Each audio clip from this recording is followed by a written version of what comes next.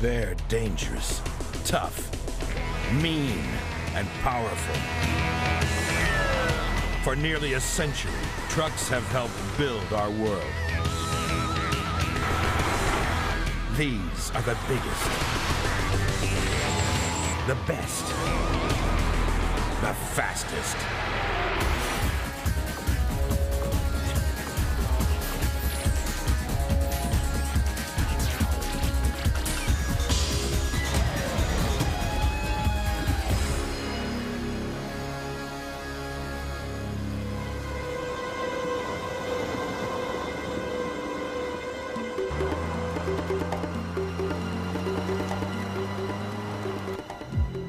If being tailgated by a 40-ton semi on the interstate is your worst nightmare, then imagine this. This is the largest truck on Earth.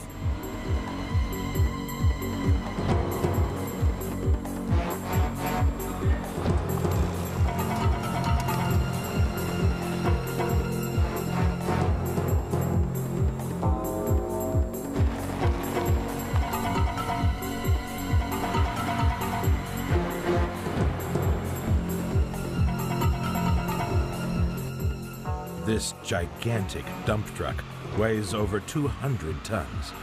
It's used to haul 320 tons of rock in open cast mining.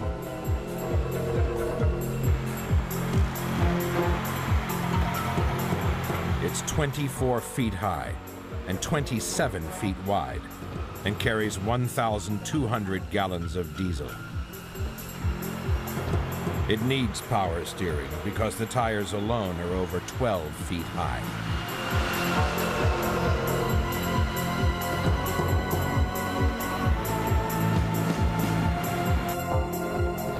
There are 25 of these trucks around the world. They're shipped in parts because they're way too big for any highway to handle.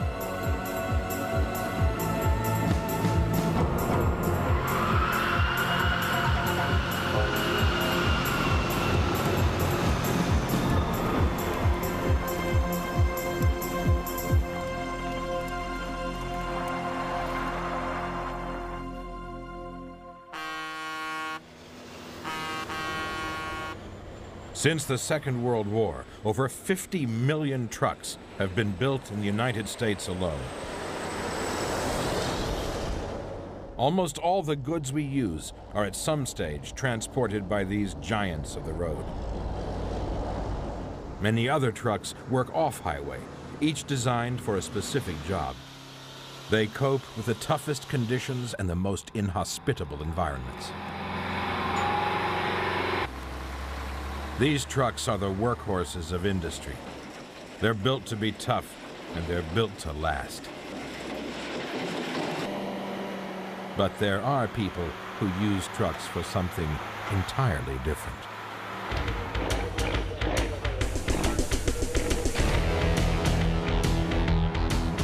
Patrick Bourny from France drives these crazy trucks.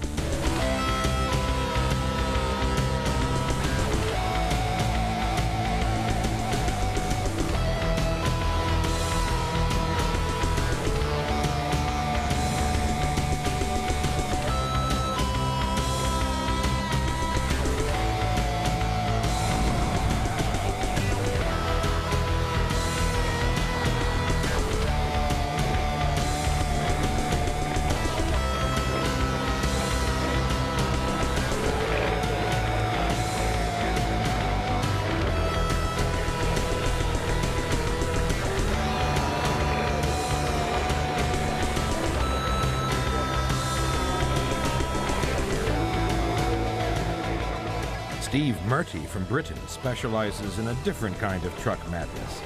He has the record for the longest ever wheelie in a truck, an unbeaten quarter of a mile.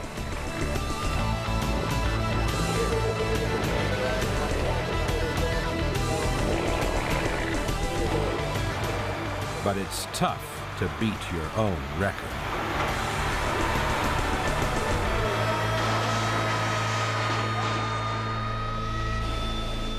Steve also drives a much more powerful truck.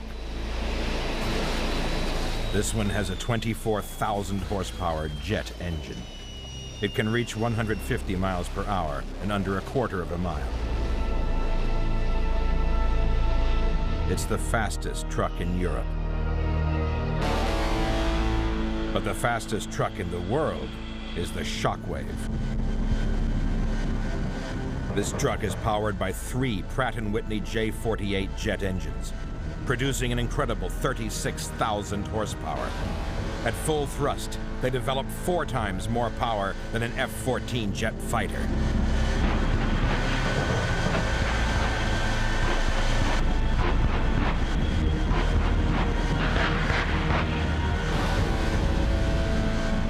Kent Shockley and his father built the truck from the ground up. Any other truck would simply disintegrate under the pressure. Basically, everything's custom built, hand built. It's designed to go fast.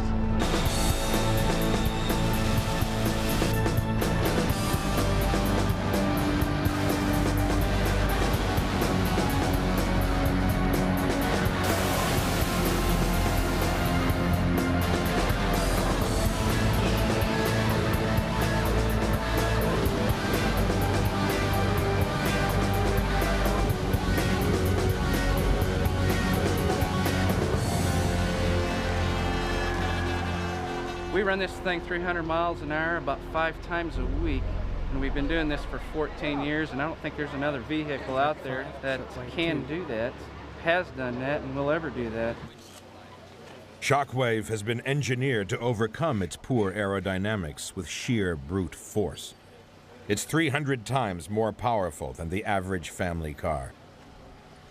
The jet engines burn diesel because it's less volatile than jet fuel.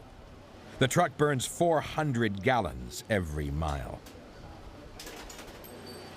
Perfect tires are critical. These tires are first x-rayed for imperfections and then shaved to 1/8 of an inch thick.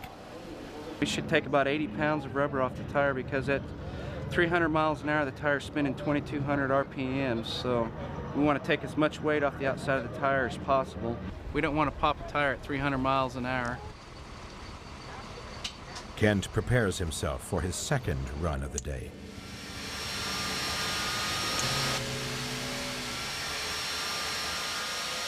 You're in a car suit, you're buckled in, you got all that power behind you, 36,000 horsepower, and you know when you push that button, you're going for a ride.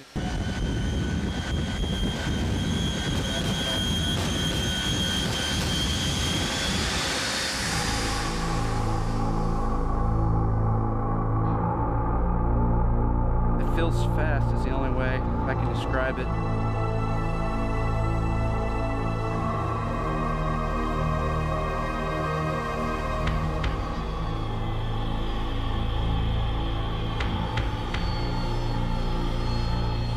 In 1992, Shockwave broke the land speed record for trucks. It reached 376 miles per hour. We've held it for 5 years, and if somebody decides to break it and does break it, we'll modify the truck and take it back from them if we have to. Today, the Shockwave has been performing at the Salinas, California Air Show. And as a finale, Kent has challenged this stunt plane to a race.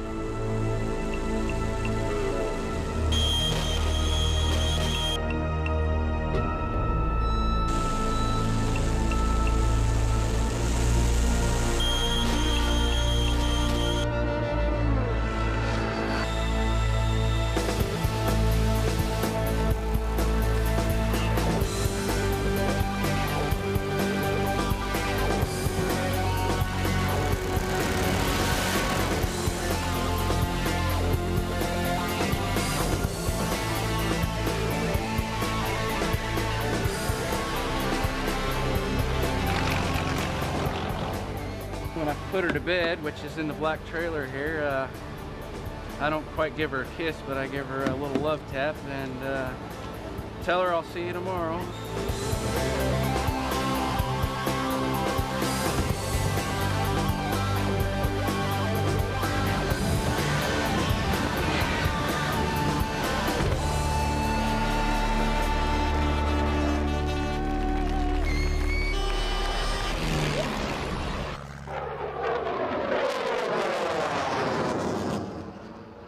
To cover events like air shows for television, you need a huge mobile control room.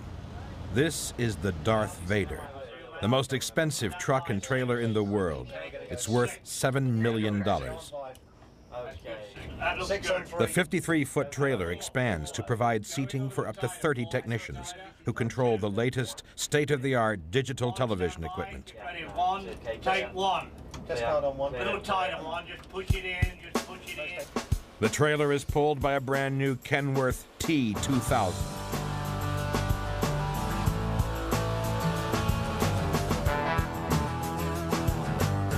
The whole rig has to have a special permit because it's 75 feet.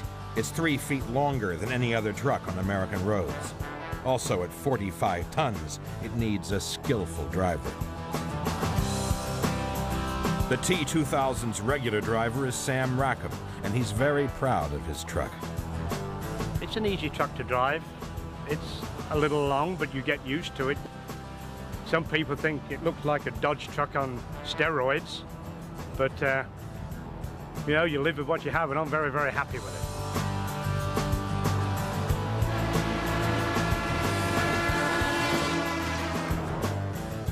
The aerodynamic styling is designed to increase fuel efficiency, and the 12-liter engine is computer-controlled. Anything that goes wrong with it, they just plug the laptop computer into it and punch in the keyboard and they find the problem. It's quite amazing to me, being an old truck driver, that there's no wrenches or screwdrivers anymore.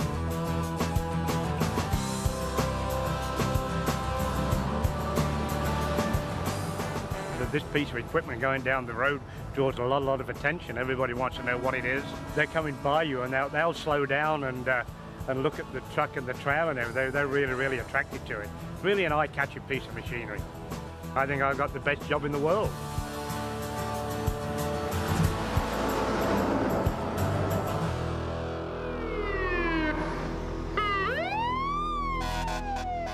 The New York Fire Department relies on two different kinds of trucks. There are fire engines which pump water, and there are trucks which carry ladders.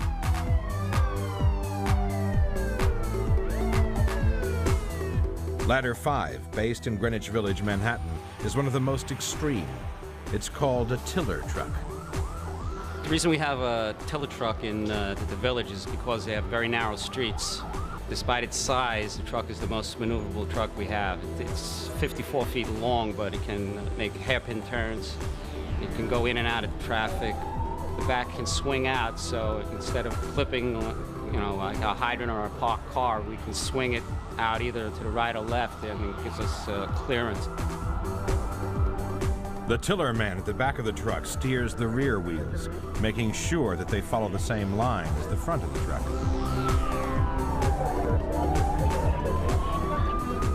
If we encounter like a tight right-hand turn, I would try to square the cab section, and he would counter that move by swinging out to the left and then cutting it hard back to the right, which would bring the tiller section in line with the cab.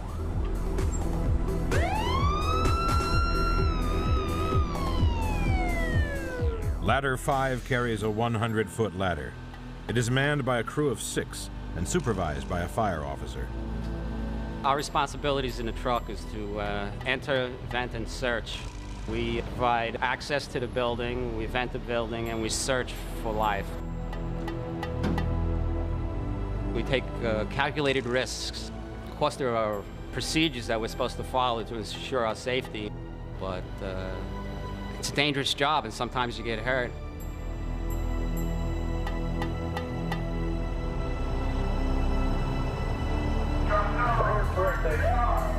The Ladder 5 crew pride themselves in maintaining a response time of less than 4 minutes to any emergency.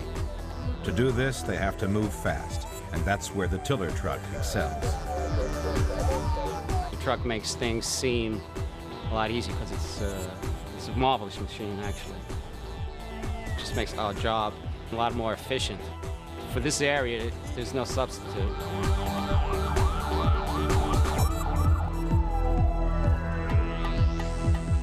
This time, they've been called out to investigate smoke escaping from a basement of an apartment building.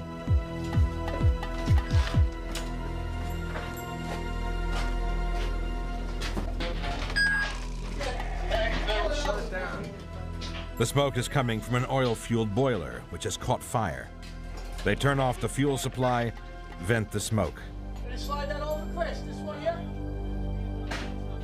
This one was an easy job. All right. There you go. I think I certificate of oil. Oh, it's all the way down there, man. Yeah, it's all bond, yeah. Follows it down.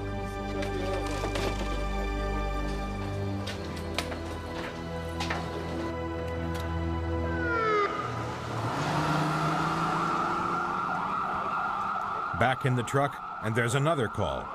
Details come through of a man drowning in the Hudson River. Speed is critical.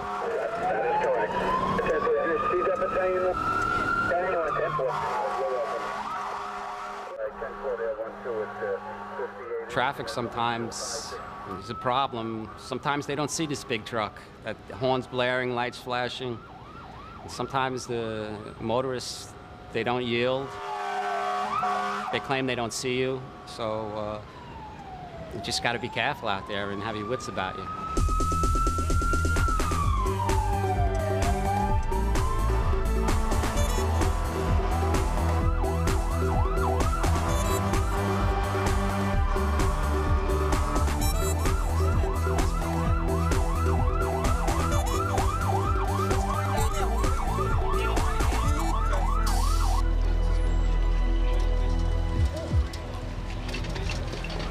It's not just fires that we respond to. We respond to emergency situations. We just try to, in general, to help the community out.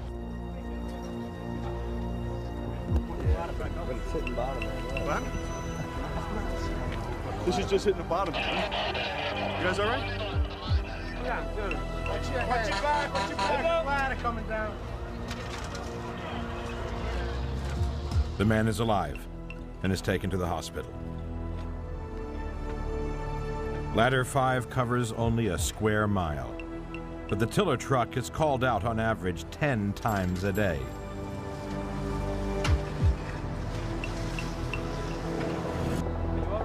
Let's wrap it up. This truck is an essential part of New York's fire protection service.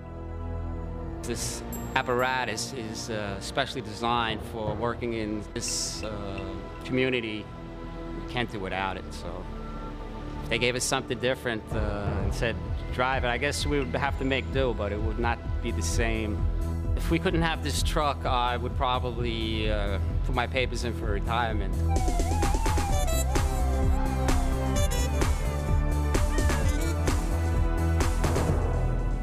One of the biggest challenges for a fire truck is an airplane in flames. Chicago O'Hare is one of the busiest airports in the world. A plane is on the move here every 30 seconds. And if there's an emergency, it could be anywhere in an area of 12 square miles. The airport fire rescue team is required by law to reach the scene in under 3 minutes. But that's no problem with these specialized crash trucks, which can travel at up to 80 miles per hour. They bring water and foam to a stricken aircraft in seconds. Each truck carries over 3,000 gallons of water and 420 gallons of foam.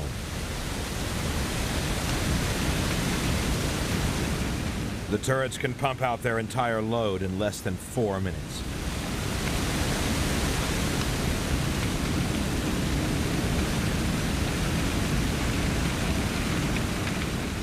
Basically, the job of that apparatus is to knock down as much fire as quickly as it can.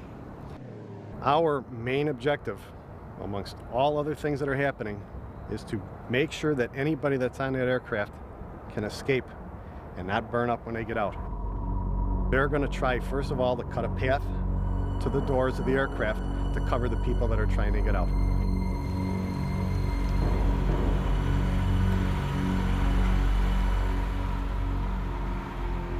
These trucks might one day save your life.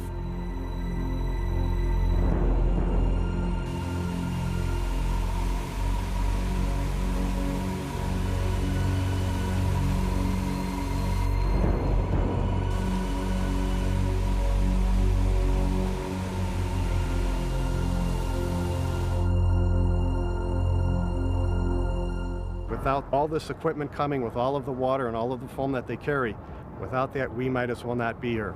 That's the most important thing on this airport.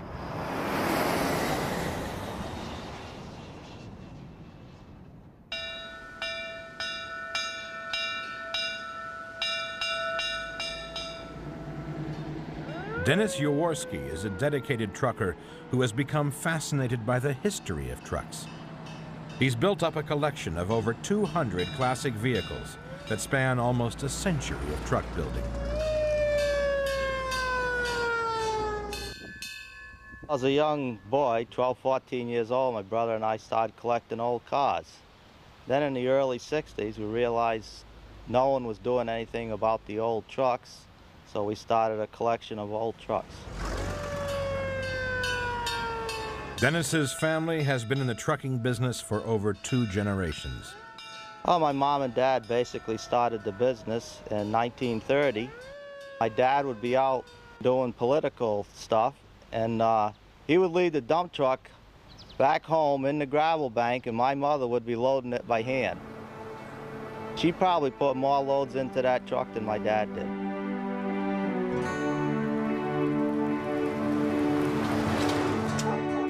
I can get in it and remember riding with my dad. And the first time I got into that 36 Ford dump truck, I didn't think the world could get any bigger. Since then, Dennis has spent most of his time restoring trucks and rescuing them from a rusty grave. Some really need a lot of love when we get them. It usually would take about a year to totally restore a truck. You can buy them restored cheaper than doing it yourself. A lot of people tell me you must love old trucks. I say, no, I love my wife and children. I like old trucks. The very first trucks were used only for local deliveries inside the city because they weren't powerful or tough enough for the rough country roads. The first truck was built by the Daimler Company in Germany in 1896. A few years later, the American truck building industry was established.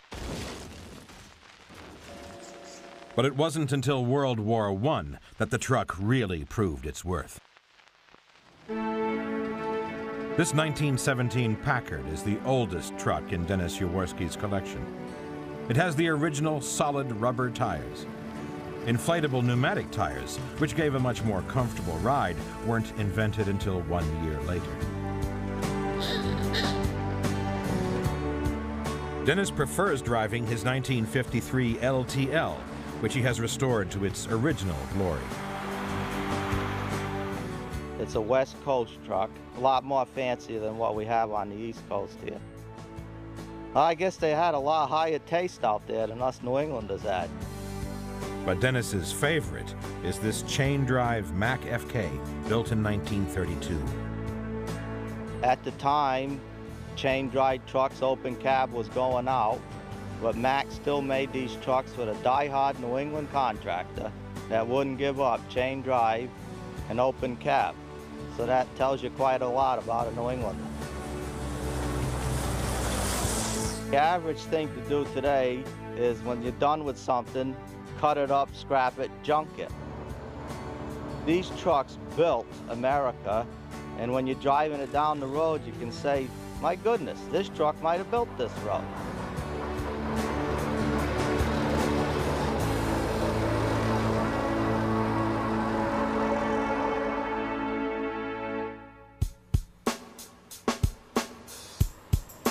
All truckers expect their machines to give them years of unfailing service. Mack trucks have built themselves a reputation of solid reliability. Durability is very important. Trucks see a wide range of applications.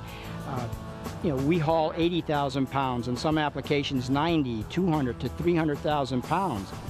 There's many trucks that have run to 1,000,000 miles hauling very heavy loads in very rough terrain before they need any major overhauls. It is important to have that durability to provide a cost-effective truck for our customers.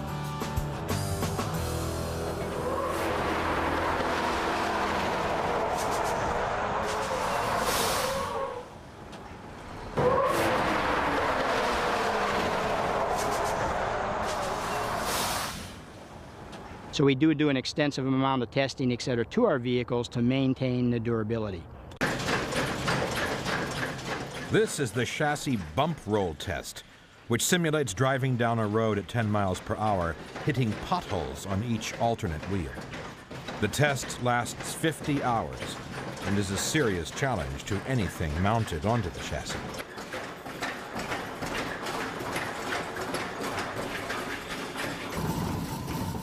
This simulator uses hydraulics to test the driver's cab. It's controlled by a computer and recreates the vibrations of average cruising speed.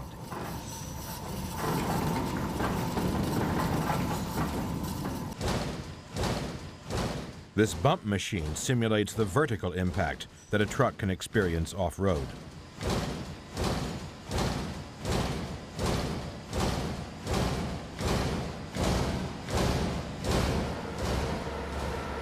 And in this controlled environmental chamber, they can take the temperature from -20 degrees to 110 degrees Fahrenheit and vary the airspeed from 0 to 60 miles per hour.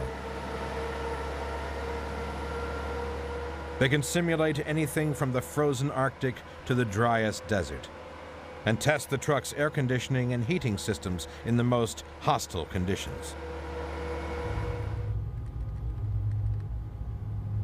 Noise and vibration tests are performed in an echo-free sound chamber.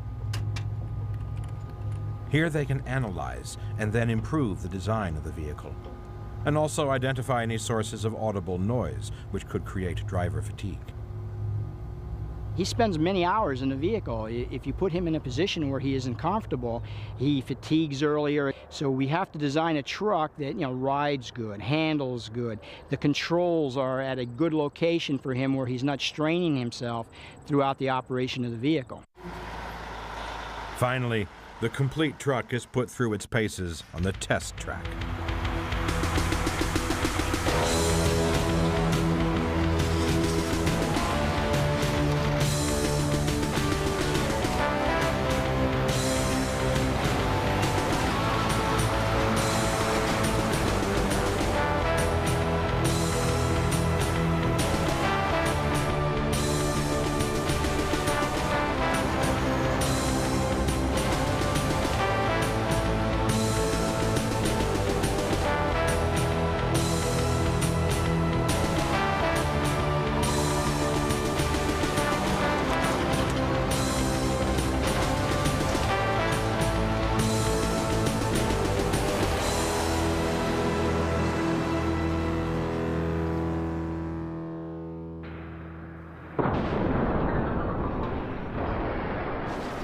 Truck manufacturers are also required to build trucks that stand up to the strictest safety standards.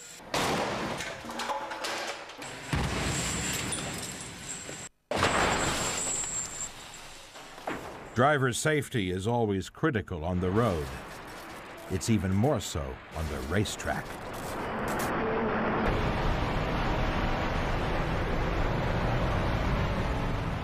This is truck racing, a European sport that keeps its spectators on the edge of their seats.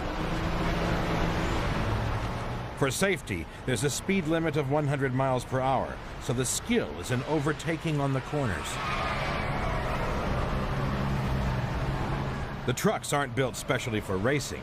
They're all adapted from road-going vehicles and engineered for acceleration rather than ultra-high speed.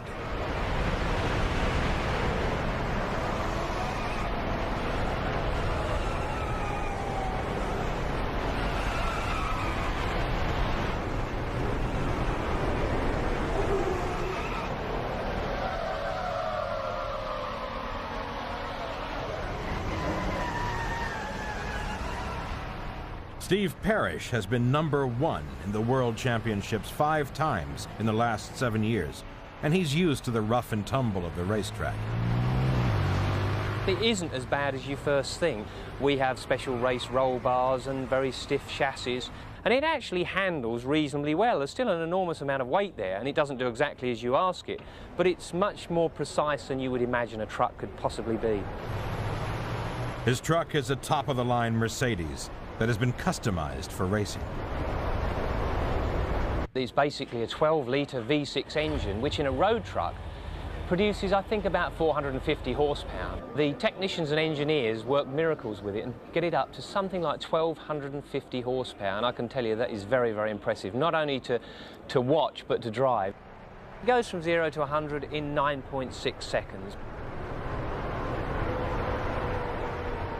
Keeping all that power in check means that there's a tremendous buildup of heat in the disc brakes. So water is sprayed directly onto the discs to stop them from overheating. We use something in the region of 85 litres of water during a 30-minute race, so it actually sprays a lot of water in. If the water runs out, the brakes wouldn't last more than one lap.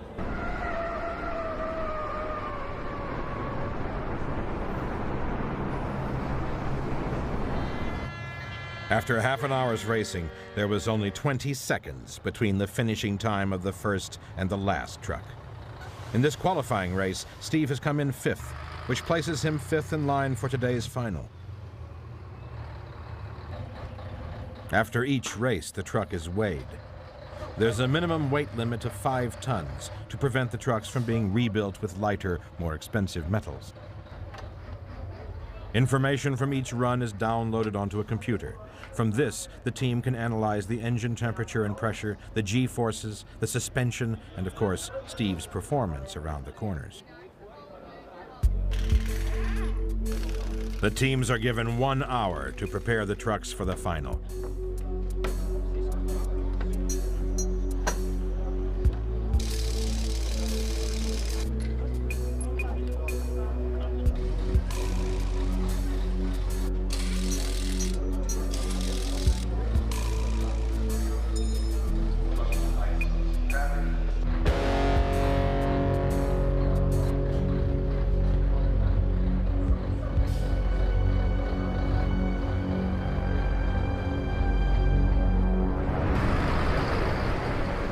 Driving such a huge piece of machinery around a racetrack requires particular skill, especially when there is so little space to overtake. Steve credits his racing success to his smooth driving technique.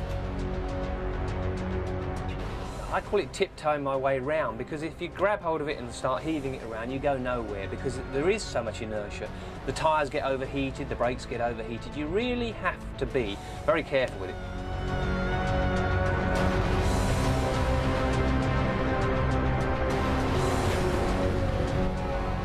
Even changing gear is a specialized technique. I have a choice. I can either use the paddles, which the green one is the up arrow for upshifting and the red one's for downshifting, so that's very simple. Or if I want to, I can use the stick shifter, but it's much easier. There's no gate or anything like that. It's just forward for faster and back for lower gear.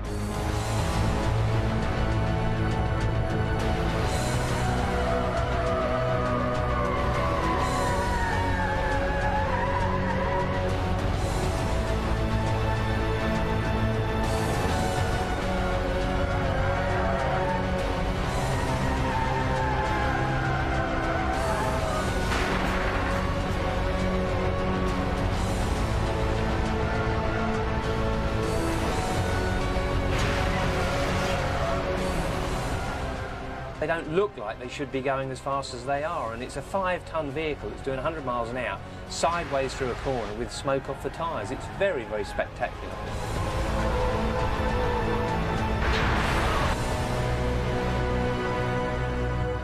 Unusually for Steve Parrish, this race has been a disaster. He suffered some serious damage to the truck and fallen back to 6th place.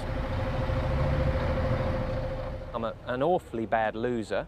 I just don't accept it, I really don't. But I hate to blame myself, because once the race driver starts to blame himself, he's nearly finished, he's lost his confidence, and that's very, very important to be a racing driver.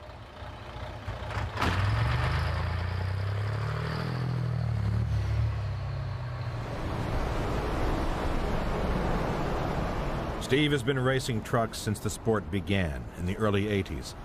At that time, the trucks were either driven by truck drivers with no racing experience, or like Steve, racing drivers with no truck driving experience. It was all a great recipe for entertainment. And over the years, there have been some spectacular incidents.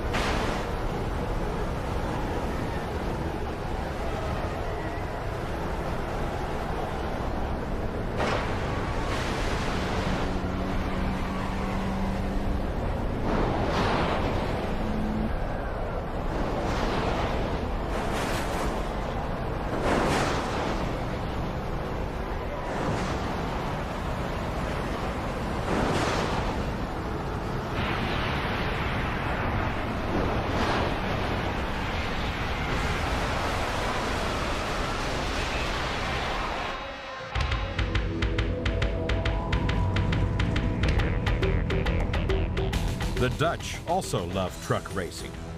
The only problem is that there's a shortage of racetracks in Holland, so they race on the beach at speeds of up to 100 miles per hour. These oversized beach buggies are customized road trucks running on tires built for desert conditions. Most of the drivers have gained their experience of this kind of terrain in the Paris to Dakar rallies.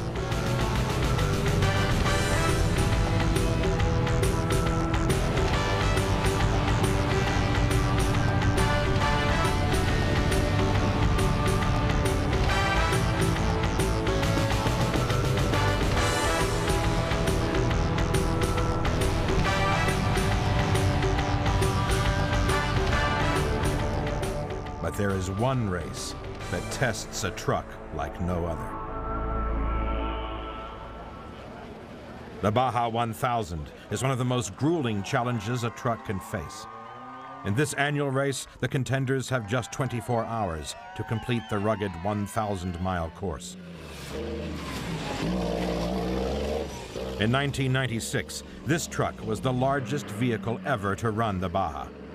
Wild Thing is a Class 8 off-road racing truck and was one of the fastest machines on the course. It had a custom-built suspension to withstand the harsh pounding of the terrain and ran on a 370 horsepower engine fueled by diesel, which gave the truck more power at lower speeds.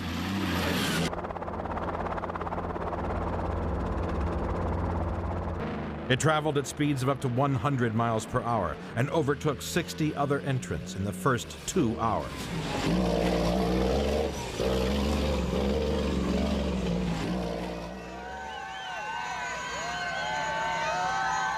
But this test of endurance was a walk in the park compared to the extraordinary journey made by 4 trucks that set out from Rome in 1995. This expedition was the first ever to circumnavigate the world by truck.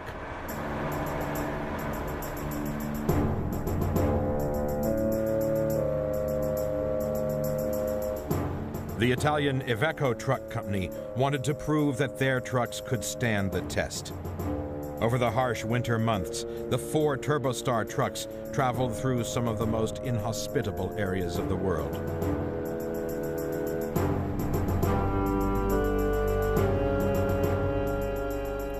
The vehicles were standard road trucks, but fitted with specially designed tires and a separate heater to prevent the diesel from freezing.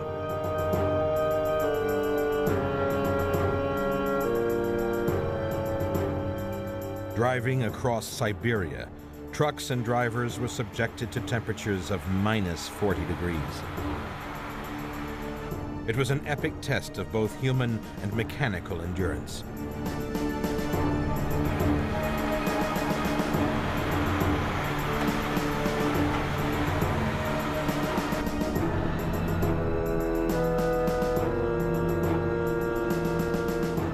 When they reached the Bering Straits, the plan was to drive the vehicles right across the ice, but an early thaw forced them to be airlifted instead.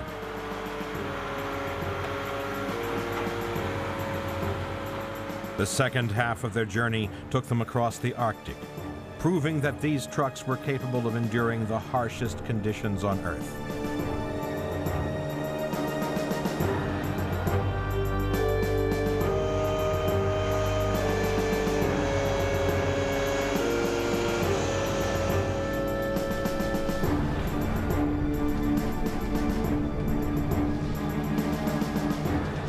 The expedition arrived in New York 4 months after they had begun their epic journey.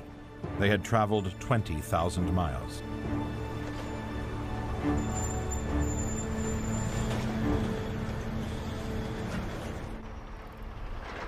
In Australia, trucks have to travel long distances across rough country on a daily basis. In the outback, the towns are so far apart, they use a special kind of truck. Several trailers are joined together to make one long road train.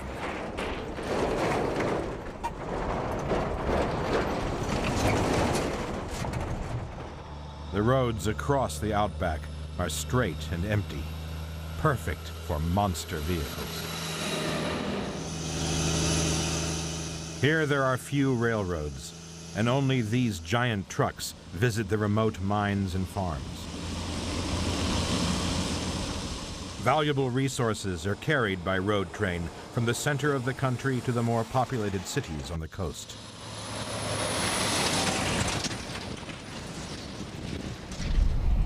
It's not surprising it's an Australian mining company that operates the longest truck in the world.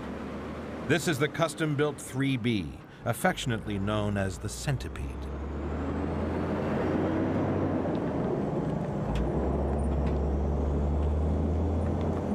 It's a 205-ton, 160-foot-long rig.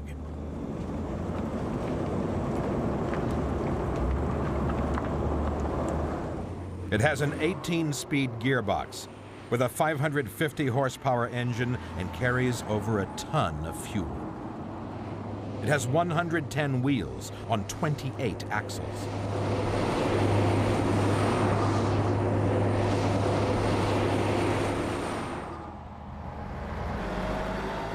The Centipede transports zinc ore from a mine in the Northern Territories to a port hundreds of miles away. It works 24 hours a day, 7 days a week. And in 1 year, it can haul 250,000 tons of ore.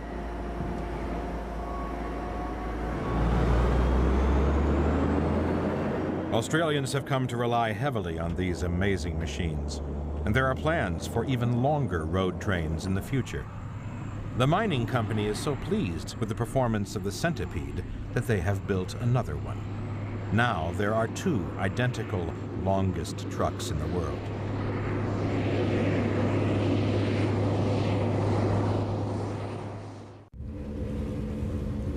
But a truck doesn't have to be long to carry large loads. This building weighs 1,790 tons and is 75 feet high. It's sitting on top of one of the most unusual trucks ever built. The Mammoth Company specializes in transporting huge loads. People come and they walk next to something that we're going to move and just say, that's impossible, can't be done, but we can usually do it.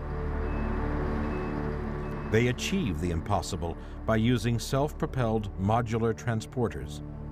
These units can be joined together in a variety of configurations, depending on the weight and size of the load.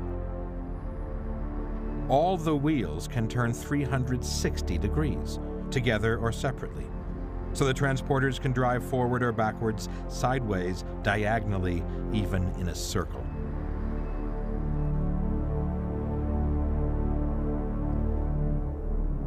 Everything comes back to just a single point of control. So one person can operate the system, whether there's 1 module or 100 modules. I've worked with a variety of transport systems in my time, but I've never come across anything quite as clever as this. In Malaysia, transporting a 500-ton gas tank 15 miles was one of their more spectacular projects. This gigantic load was hauled by just 1 driver. He has a control box in front of him with 2 joysticks on, and the signals from those joysticks through a series of computers provide the propulsion, the steering and the jacking up and down of the system.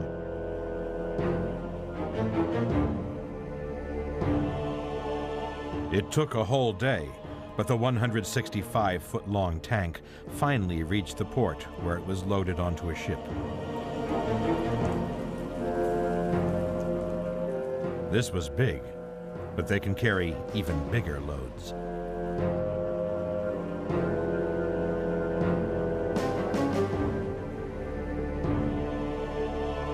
The modular concept and the way that it can be expanded really means that there isn't a limit.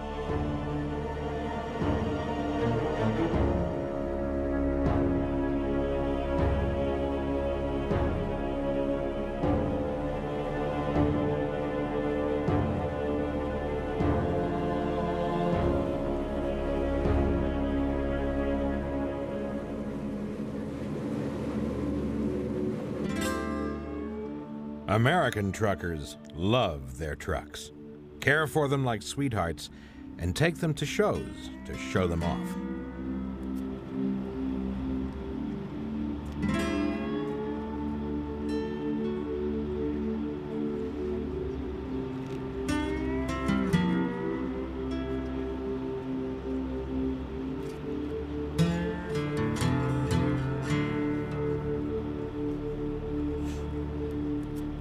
One of these proud truck owners is Todd Job, who lovingly cares for his Peterbilt 379.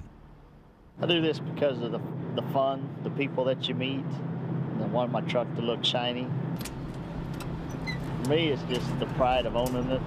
If I'm not either working, sleeping, doing paperwork, I'm polishing. Pretty much just doing this as a hobby, still getting to play, but still making money, do what I want to do.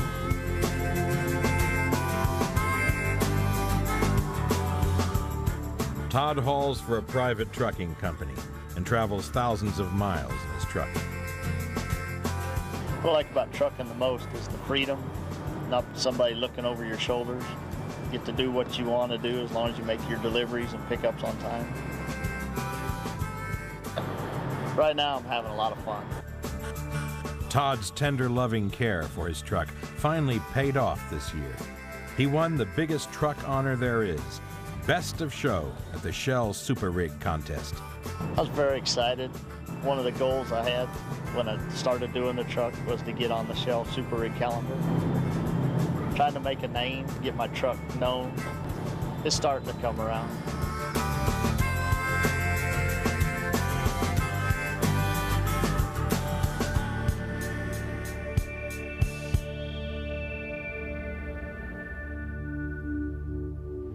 Many trucks around the world are now run on diesel fuel, which provides more power and better fuel economy. But there's a great pressure on the truck industry to produce a more environmentally friendly vehicle that can do the job just as efficiently. Radical solutions will have to be found because it's estimated that by the year 2000, 900 billion ton miles of freight will be moved each year by trucks in the U.S. alone. One solution could be Volvo's environmental concept truck, the ECT. It has been specifically designed to minimize air pollution in cities.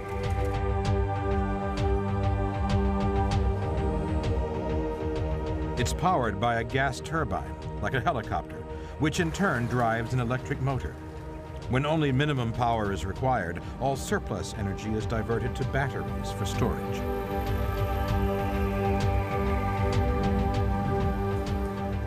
The idea is that you can run at very low emissions using the gas turbine engine pure and simple. And then when you get into the city centre, you can switch to battery mode, which of course is zero emission. This turbine is run on ethanol, but ECT could run on any liquid fuel or natural gas. Another advantage is that it's very quiet, which helps to reduce noise pollution in urban areas.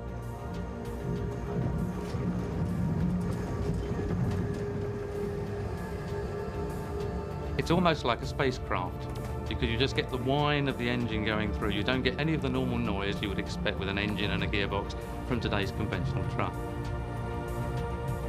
The body of the truck is made from aluminum instead of steel. It's much lighter and it's easier to recycle.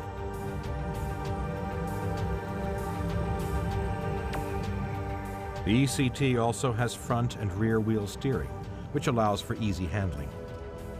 You can in fact park by just engaging the sideways steering action, and the vehicle will crab sideways in alongside the curb. The reality is that ECT may never be manufactured as a production vehicle, but many of the ideas and technologies that it explores will be incorporated in trucks in the next millennium.